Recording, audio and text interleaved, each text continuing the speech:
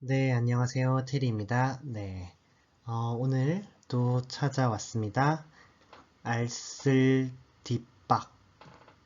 알아두면 쓸데있는 딥러닝 빡, 빡,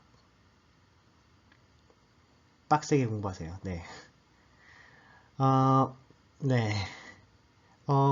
제가 이걸 녹화하는 이유는 제가 공부를 하기 싫기 때문이죠. 제가 공부를 하기 싫고 남들에게 공부를 시키면 저는 두 배의 이득이 되겠죠. 내가 하기 싫은 걸 남들에게 시키니까. 네, 아무튼. 그래서 이렇게 지금 시작을 합니다. 어, 오늘 얘기할 건요, intra-class variability랑 inter-class variability라는 거예요. 예전에 피처에 대해서 얘기했는데, 그 머신러닝이라는 거는 사실은 머신러닝 그 방법 자체도 되게 중요하지만 어떤 데이터를 넣느냐가 굉장히 중요하다고요. 그래서 여러분들께서 만약에 데이터를 아주 가지런히 잘 정리해서 넣으시면 그거를 예를 들면 클래시피케이션을 한다, 뭐 구분을 한다, 그러면은 그 데이터들을 구분하는 거는 일도 아니에요. 그러니까 남자 여자를 예를 들어 구분한다. 그러면 여러분들이 막 데이터를 되게 잘 넣어주잖아요. 잘 넣어주면은 그 구분하는 거 일도 아니라고요. 근데 데이터를 막 넣어준다. 그러면은 구분하는 게 정말로 힘들겠죠. 그리고 데이터도 엄청 많이 필요할 수 있고요. 그러면 이제 어떤 데이터가 좋은 데이터냐, 어떤 데이터가 나쁜 데이터냐를 따질 때 클래시피케이션에서요. 그때 여러분들이 따지는 게 바로 이 개념입니다. 인트라 클래스 베어리빌리티랑 인터 클래스 베어리빌리티. 자, 인트라라는 건 뭐예요? 그 내부, 클래스 내부에서 얼마나 베어리빌리티, 다양성이 있느냐, 혹은 분산이 많이 크냐라는 거고요. 인터 클래스 베어리빌리티라는 거는 클래스와 클래스 간에 어떠냐에 대해서 얘기를 하는 거예요. 뭐 더 한번 얘기를 한번 해볼게요. 일단 지난번에 2.4에서 무슨 얘기를 했었냐면은 딥러닝은 피처 러닝이다라는 얘기를 했어요. 그래서 이제 딥러닝과 예전에 기존의 머신러닝과의 차이점은 뭐였냐면은 옛날에는 어떤 데이터가 있으면은 그 데이터를 가지고 최대한 아주 좋은 피처를 찾아낸 다음에 예를 들면 뭐 이미지다 라고 그러면 이미지에서 무슨 뭐 엣지를 먼저 찾아내거나 아니면 뭐 좋은 피처들을 이렇게 하더라 라고 해가지고 피처를 먼저 찾아낸 다음에 그 피처들을 집어넣었다고요. 근데 이제 딥러닝은 뭘 추구를 하냐면은 로우 데이터를 그냥 집어넣으면 딥러닝 자체에서 학습을 하게끔 해라 라는 게 바로 딥러닝의 철학이라고 그랬어요. 근데 대신에 이게 딥러닝이 다 잘 되는 건 아닌 게 뭐냐면은 그만큼 그걸 스스로 찾아내려면은 정말로 많은 데이터가 필요하다고요. 예를 들면 이런 거예요. 예를 들어서 뭐 제가 지금 여기 직선이 하나가 있어요. 직선이 하나가 있는데 이 직선이랑 이 직선이랑 이 직선이랑 다 같다는 걸 알려면 어떻게 해야 되냐면은 직선들 이걸 다 데이터를 집어넣어줘야 된다고. 이 직선, 이 직선, 이 직선, 이 직선 다 집어넣어줘야 돼요. 그러니까 사실 뭐 그렇게 하는 방법도 있겠지만 조금 더 머리 쓰면 좀 더 쉽게 할 수도 있을 거잖아요. 그래서 뭐 딥러닝을 사용하든 안 하든 간에 집어 넣어줄 때도 그냥 막 집어 넣어주고 딥러닝 딱 넣고서 잘 되라 라고 하지 말고 그래도 최대한 성의 있게 넣어주자라는 거예요. 그럼 데이터를 최대한 성의 있게 넣어줄 때 뭘 생각을 해야 되냐면은 이 인터 클래스 베어리빌리티랑 인트라 클래스 베어리빌리티를 생각을 하셔야 된다는 거죠. 자, 두 개 헷갈리지 마세요. 인트라라는 거는 안쪽이죠. 인터는 상호간에예요. 자, 그럼 먼저 인트라, 안쪽, 그 클래스 내부에 대한 것만 한번 얘기를 한번 해볼게요. 자, 지금 여기 보시면 빨간색이 한 클래스고 초록색이 한 클래스예요. 그러면 클래스 내부 상태, 각 클래스에서 그 클래스가 얼마나 벌어져 있느냐, 분산이 크냐, 이걸 따져볼게요. 자, 인트라 클래스 베어리빌리티. 윗줄은 어때요? 윗줄 인트라, 각 초록색은 초록색끼리 뭉쳐있고 빨간색은 빨간색끼리 뭉쳐있죠. 인트라 클래스 베어리빌리티가 굉장히 작아요. 자, 밑에는 보시면은 인트라 클래스 베어리빌리티는 굉장히 크죠. 초록색도 퍼져 있고 빨간색도 퍼져 있어요. 이렇게 된다고요. 근데 그러면 이번에 인터 클래스 베어리빌리티를 볼게요. 그러면은 인터 클래스 베어리빌리티는 클래스와 클래스 간에는 어떠냐라는 걸 보는 거예요. 자, 왼쪽 음문은 클래스와 클래스 간의 거리가 어때요? 떨어져 있죠.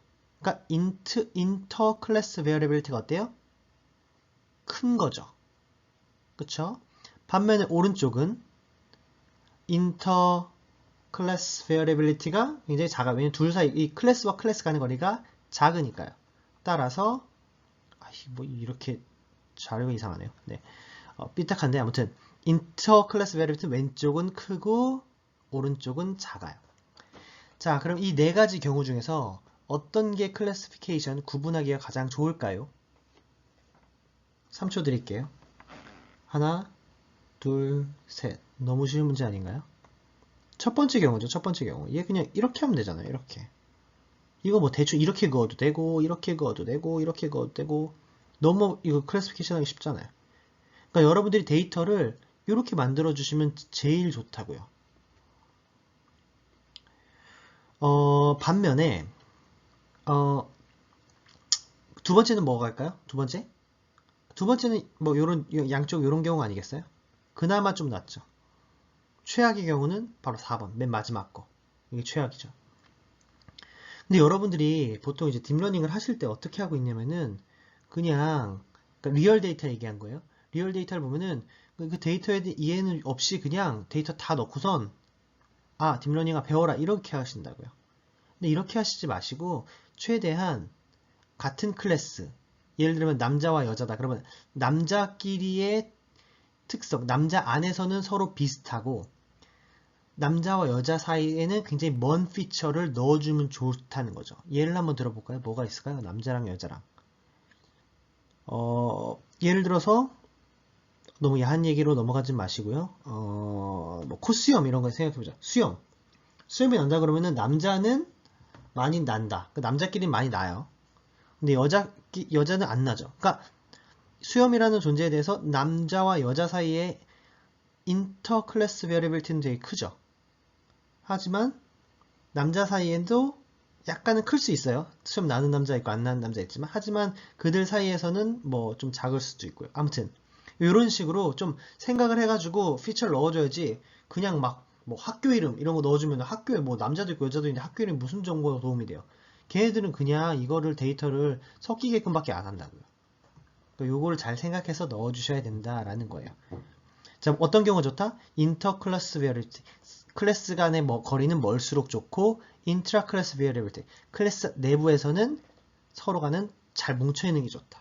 이런 피처를 찾아서 넣어주자라는 얘기예요. 예제 하나만 더 들어볼게요. 예를 들어서 여러분들이 성적을 예측하고 싶어요. 그러면 보통 어떤 타겟 태스크가 있으면은 어떻게 하냐면은 그냥 일단은 생각 없이 데이터를 많이 모으시는 게 먼저일 거예요. 예를 들면 이런 거죠. 여러분들이 아마존의 직원이다. 아마존의 직원이어서 판매량을 늘려야 된다. 그러면은 사실 판매량 늘리는 거랑 뭐가 관계인지 모르잖아요. 그러니까 막 온갖 데이터를 다 모아요. 마우스는 어딜 클릭하고 이 사람의 접속 시간은 어떻게 되고 막 되게 다양한 이 경우에는 키, 몸무게, 사교육, IQ, 부모의 소득, 형제 유무, 인터넷 사용 시간, 모바일 사용 시간 이런 거 다 모은다고요. 근데 그렇다고 해가지고 이거 다 모은 거를 그냥 이러고서 학습해라고 하고선 그냥 텐서플로에다 딱 집어넣는다. 될 수도 있지만 안 될 수도 있어요. 될 수도 있는 건 왜 될 수 있냐면은 진짜 여러분들이 엄청나게 많은 데이터를 모으면 될 수 있어요. 근데 사실 이렇게 해결하는 게 꼭 정답은 아니잖아요. 그쵸? 그래서 뭘 하셔야 되냐면은 자 이게 지금 벡터라고 쳐봐요. 그래서 벡터가 쭉 나열되어 있어요. 그래서 첫 번째 컴포넌트는 키 187, 몸무게 70, 사교육 유무 0, IQ 140 이런 식으로 쭉 들어가요. 그러면 아주 이게 하이 디멘셔널 벡터겠죠. 자, 그럼 하이 디멘셔널 벡터가 되면 어떤 단점이 있냐면은 여러분이 데이터를 많이 모아야 된다고요. 이거 이해하시죠? 왜 많이 모아야 되냐면은 예를 들어서 여러분들이 2차원이다. 그러면은 데이터 이거 다 모아야지 이거 알 수 있잖아요. 3차원이면 어때요? 2차원보다 훨씬 더 많은 데이터 채워야 되죠.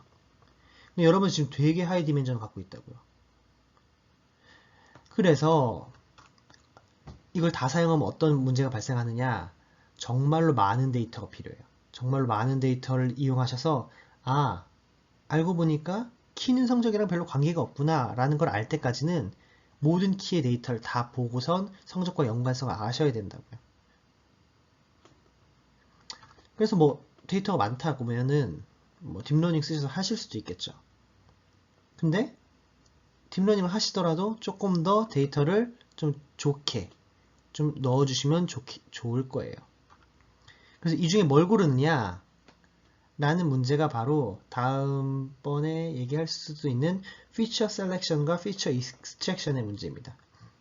사실은 요 두 가지를 이제 바로 그 러닝 스트럭처에서 해준다는 게 딥러닝인데, 딥러닝을 할 때에도 만약에 이걸 해준 다음에 넣으면은 훨씬 더 데이터 효율이 좋아져요.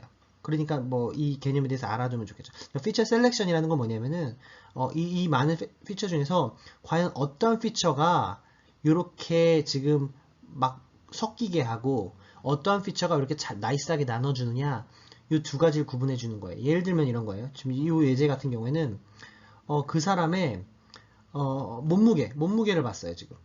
자, 몸무게를 보니까 얘네들 성적 좋은 애들이랑 좋은 애랑 성적 나쁜 애들이랑 딱 펼쳐봤더니 몸무게는 어떻게 했어요?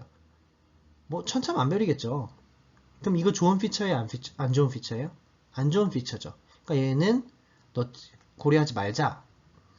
그래서 얘는 고려하지 말고 고려하지 말고 얘 고려하고 뭐 이렇게 셀렉션하는 게 바로 피처 셀렉션이에요. 당연히 이런 거에 관한 머신러닝 방법도 있겠죠. 피처 익스트랙션은 뭐냐면요, 여기에서 단순히 이제 OX로 이렇게 하는 게 아니라 이거에서 무슨 뭐 그 막 뭐 어떤 수식을 이용을 해가지고 어떤 숫자들을 만들어 새로운 어떤 벡터를 하나를 다시 만드는 거죠.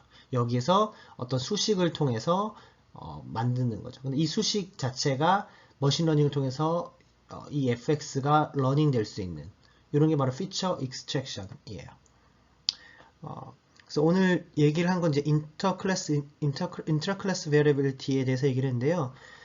사실은 제가 이제 연구를 할 때도 실제 데이터를 딱 봤을 때 가장 신경 쓰는 게 사실 이 부분이에요. 그래서 데이터를 딱 봤을 때 그 데이터 클래스별로는 뭐 잘 뭉쳐져 있어요? 아니면 뭐 잘 구분되나요? 그 감을 먼저 잡아요. 그 감을 잡고선 예를 들어서 제가 점프랑 뭐 달리기랑 구분을 한다. 그러면은 얘네들은 많이 확연히 차이가 나네요. 쉽겠네요.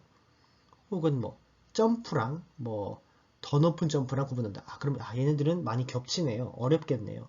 이런 감을 잡는 게 되게 중요하다. 네, 들어주셔서 감사하고요. 네, 바빠서 또 다시 언제 또 찾아뵐지 모르겠지만 다음에 또 뵙겠습니다. 다음에 봬요. 근데 이 유튜버들은 약간 막 조명도 막 좋은 거 하고 한다는데 나는 지금 막 거의 막 이 모니터에서 나오는 조명만 받고 막 하니까 별로 안 좋은 것 같아요.